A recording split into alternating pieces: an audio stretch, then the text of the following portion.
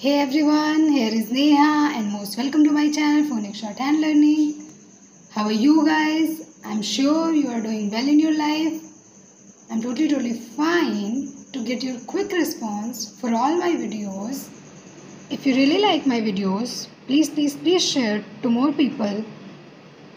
Now without wasting our time, let's start our topic, consonant. First, you tell me the definition of consonant. If your definition will be different from mine, comment box is ready to use. Share your knowledge. Definition of consonant is, according to Professor Sweet, consonants are the result of audible friction or stopping of breath in some part of mouth or throat. Audible friction produced by forcing of breath. I'm telling this kind of stuff because this subject is all about sound, so you must have to know the every hook and corner of the subject. And consonant is produced by forcing of breath, but vowel is not to cause any audible friction. Everybody should know what is the basic difference between consonant and vowel. The representation of all consonant sounds. I have 5 magical rules to share with you.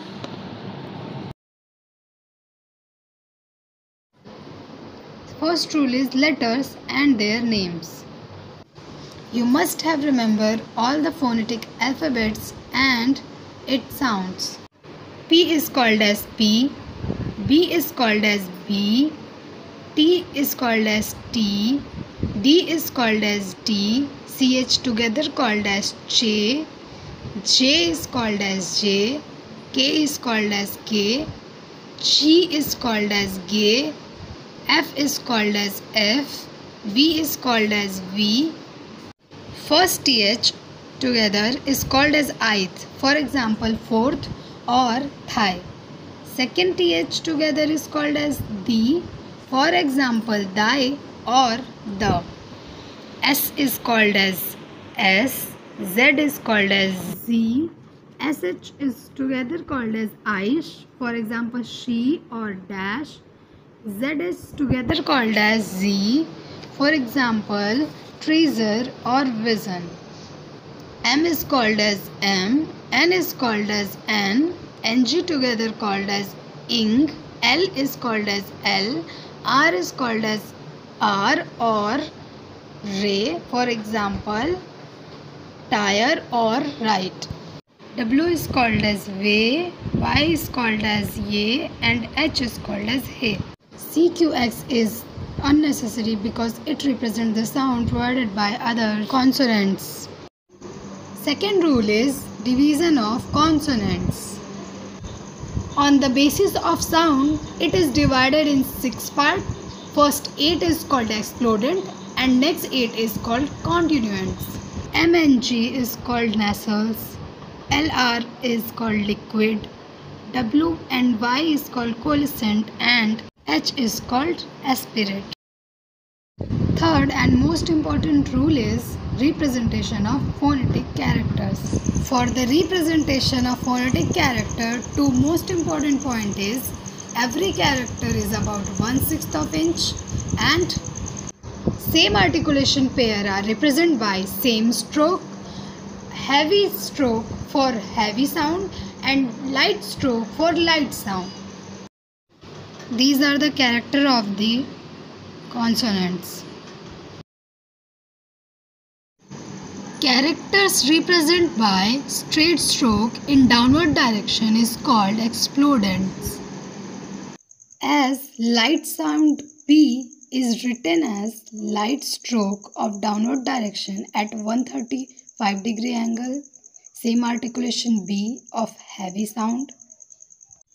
Light sound T is written in a downward direction at 90-degree angle and same articulation D of heavy sound with heavy stroke.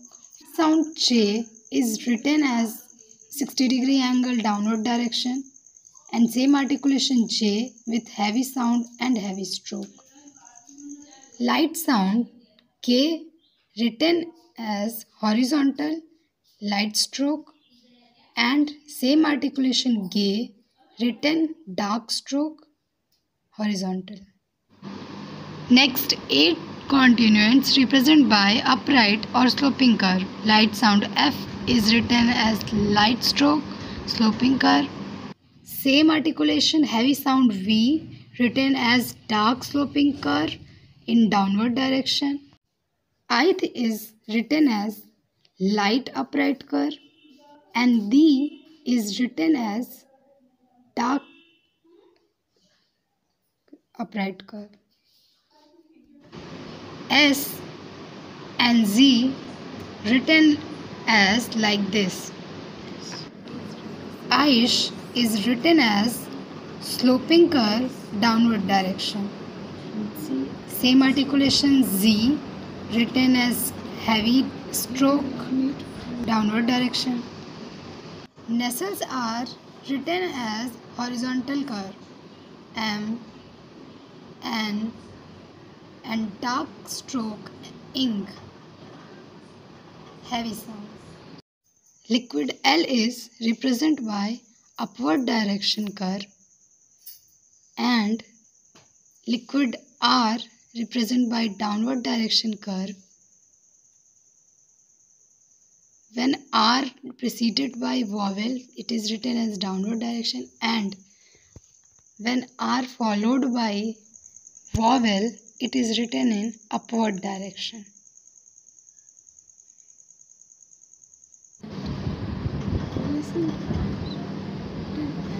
Coalescent and aspirate both written in 30-degree upward direction. W is written as 30-degree upward direction with hook, light stroke. Y is written as inside hook, upward direction 30-degree angle, and H is represent both upward and downward direction. Downward direction is used when letters stand alone or immediately follow K and G. Upward direction is commonly used. Now fourth rule is stroke of Che and Re.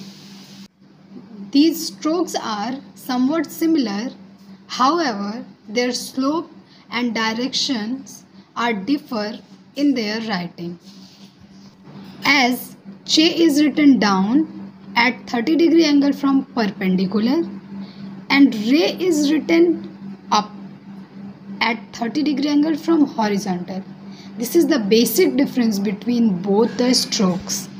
For exercise, students should practice several times by writing the stroke in irregular order so that they get perfect freedom and accuracy. Fifth and last rule is joint stroke. When students perfectly familiar with the name of the consonant and the character representing them, they can start practicing joint stroke and name aloud each of the stroke as you write. Joint strokes must be written without lifting the pen. For exercise, when join the strokes, end of the F stroke joined by beginning of the R stroke without lifting a pen. This is a method of joining the stroke. As end of the F stroke joined by beginning of the T stroke. End of the H stroke, beginning of the D stroke. Again, end of the H stroke and beginning of the V stroke. This is a right method of writing. Here is some exercise. Do it for several times and name aloud each of the shorthand stroke as you write it. Thanks for watching. Hey everyone, this is an alternative method to learn and draw simple geometrical shorthand character very easily.